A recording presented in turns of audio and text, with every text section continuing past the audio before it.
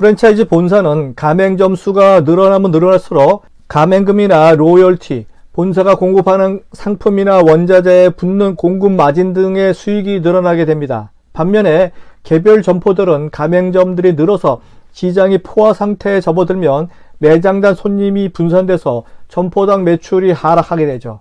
또 물가 상승에 따라 매출이 오르기는 하지만 배달 비용의 증가, 그리고 본사에 늘어나는 원재료 공급가로 인해서 당연히 개별 점주보다는 본사가 이익이 더 돌아가게 되는 구조입니다. 과연 양질의 프랜차이즈 본사의 옥석을 가릴 체크 포인트는 무엇일까요?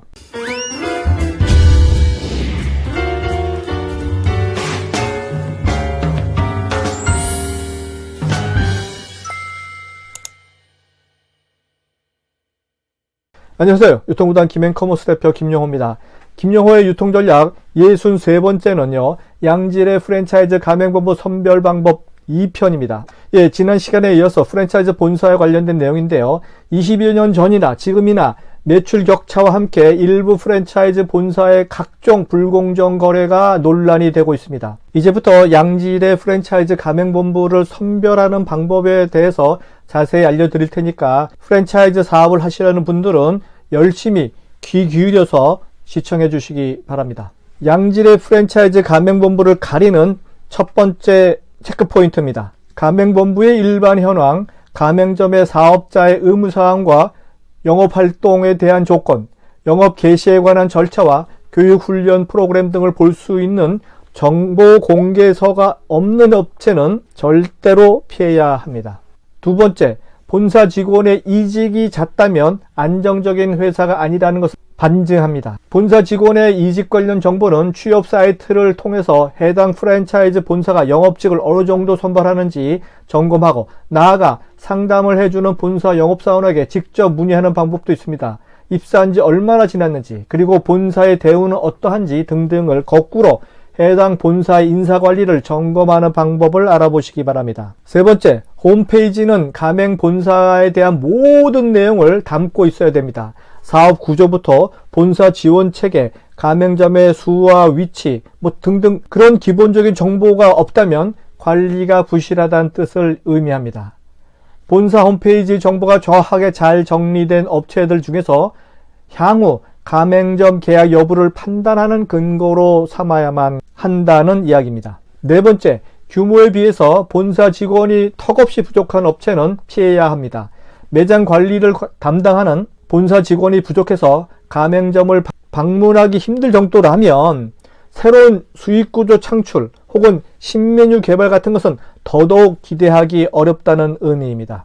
다섯 번째, 성공한 브랜드 없이 너무 많은 브랜드를 가지고 있다면 의심해야만 합니다.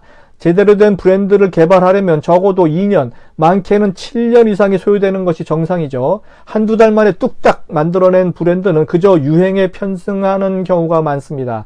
가맹 본사와 창업자 사이에 예상치 못한 분쟁도 많이 발생하게 되는데요. 주력 아이템도 없이 식품에 관련된 여러 가지 프랜차이즈 아이템을 보유한 업체는 가장 요주의해야 하는 본사라는 점을 기억하시기 바랍니다. 네, 마지막으로 요주의할 점은 본사 대표의 이력을 아주 자세히 체크해야 된다는 점입니다.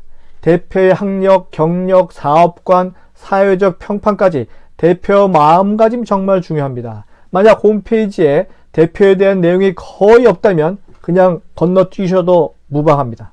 구독, 좋아요, 알림 설정은 좋은 콘텐츠에 대한 예의입니다. 대부분 생계형 창업자인 국내 현실에서는 창업 비용과 이후 발생하는 추가 비용에 대한 분쟁이 가장 많습니다. 특히 추가 지출 금액은 계약서에 명시되지 않은 부분에서 자주 발생합니다. 점포 계약 때 본사 직원이 권리금을 중간에 부풀려 착복하는 일도 있고요.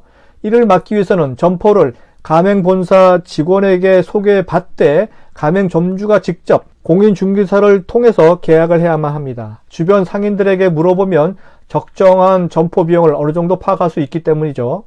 네, 인테리어 분쟁도 만만치 않습니다. 가맹 본사가 사전에 고지한 비용과 달리 실제 공사가 진행되면 추가 비용이 자주 발생합니다. 투자 금액에 맞춰 창업하는 생계형 창업자에게 추가 비용 발생은 곧 대출이나 빚으로 이어지기 십상입니다. 또 계약서에 추가 발생 요인에 대해서 확실하게 명시해 놓는 방법도 좋은 방법입니다. 시설 설비 등 투자 비용에 관련된 분쟁은 정보 공개서에 예시된 개설 비용을 정확히 확인하고 개별 점포 사항에 맞는 견적서를 별도로 받는 게 좋습니다. 영업을 시작하면서 발생할 수 있는 가장 큰 문제는 각종 인허가 사항인데요. 건물 용도, 정화조돈, 오폐수 처리 시설, 소방 관련 사항 등으로 매장을 열고도 영업 허가가 나지 않을 수도 있습니다. 이런 경우 가맹점주는 투자한 금액을 고스란히 손해볼 수가 있기 때문에 가맹 본사에서 도움을 준다 하더라도 창업자 자신이 직접 도시계획을 포함한 각종 인허가 사항 등을 확인하는 것이 가장 좋은 방법입니다. 하지만 전문가가 아닌 가맹점주가 정확히 점검하기 어려울 수가 있기 때문에 계약서의 특약사항으로 오픈 후에 각종 인허가 사항으로 인한 문제로 손해가 발생할 때 본사에서 책임을 진다는 문구를 추가하면 손해를 덜 볼 수는 있습니다. 이처럼 창업자가 꼼꼼히 본사를 따져보는 것이 어려울 경우에는 가장 좋은 방법은요, 프랜차이즈 사기 예방을 위해서 처음부터 돈이 좀 들더라도 유통 전문가의 도움을 받는 것이 좋습니다. 컨설팅비를 아끼려고 홀로 가서 눈구렁이 같은 프랜차이즈 사기 업체의 달콤한 거짓에 속아 넘어가지 않길 바랍니다.